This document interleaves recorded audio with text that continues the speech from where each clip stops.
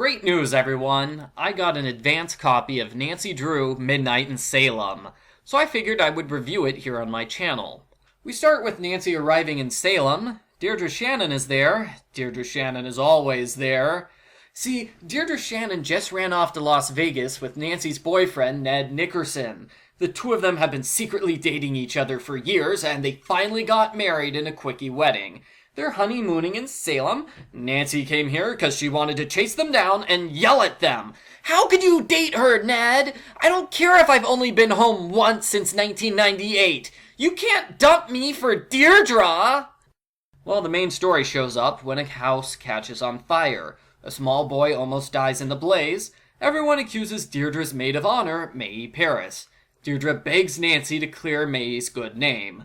Nancy is reluctant to help out Deirdre's friend, but she more or less has to take the case because Mae's sister Tegan is George's ex-girlfriend. Nancy asks Tegan what she should do first. Tegan forces Nancy to do her laundry before telling her that she should visit Jenna Ravencraft, who runs a local haunted houses tour group. Tegan forces Nancy to do her dishes before giving Jenna's address, and she forces Nancy to vacuum the house before giving her the car keys. Jeez, talk about Nancy doing everyone else's chores. Jenna Ravenclaw, I like to call her Jenna Ravenclaw, she offers to give Nancy a free graveyard tour when a ghost shows up and attacks her.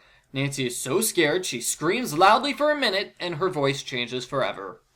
The final character is Lauren Corey, who's the daughter of Ingrid Corey from Nancy Drew, The Haunted Carousel. Apparently, Miles went on a robotic rampage, Ingrid and Harlan teamed up to stop him, and they fell in love. I kinda want to play that game instead of this game now, because Lauren forces Nancy to cook 2 recipes and sort all the books in her library. But that's okay because there's a secret passageway behind the bookcase where Lauren is making robot ghosts. So that's how Ravenclaw has ghosts appear on her tours. Nancy confronts Ravenclaw about it, but she denies everything. That night, Mae wanders around town in a daze. She has no memory of what she's doing or how she got there, almost like she's possessed. Tegan worries that she's under a witch's spell. Speaking of witches, Deirdre Shannon posts her wedding photos online. She got married in a bikini, and that's just nasty. Then there's a really weird segment where all the girls get together and form a band. It makes no sense and it doesn't fit in with the rest of the game at all. Don't get me wrong, I like their song, Spells on You, but it was out of place. Nancy disguises herself so she can take Ravenclaw's tour of the house that caught on fire. She searches all over for clues, but right when she reaches the victim's dresser, the culprit knocks her out. She wakes up in Salem, Oregon, and she complains that it's the wrong Salem. Hey, just be glad you weren't sent to the Salem from Days of Our Lives, Nancy.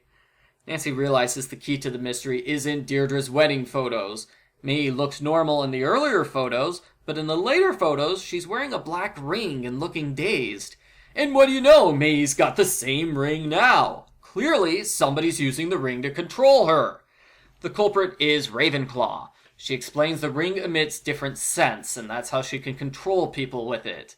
Please note, this makes no sense. How can you force somebody to set a house on fire just by making them smell something? I also don't understand how the person stays under the ring's control for hours.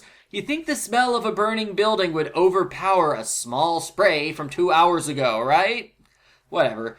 Ravenclaw says her next tour will feature a real ghost, Nancy's. She uses the ring to force Mae to kill Nancy. But Nancy manages to distract Mae with a bag of potato chips. Ravenclaw is arrested for pyrotechnic use without a license. No, not for attempted murder, for pyrotechnic use. It's weird. Overall, I liked the game. My favorite part was Deirdre Shannon. I love how she's so sassy, and it's nice to see her marry the man of her dreams. I just wish it wasn't Nancy's boyfriend. The donut eating challenge was nice, as was the puzzle where Nancy chased a black cat.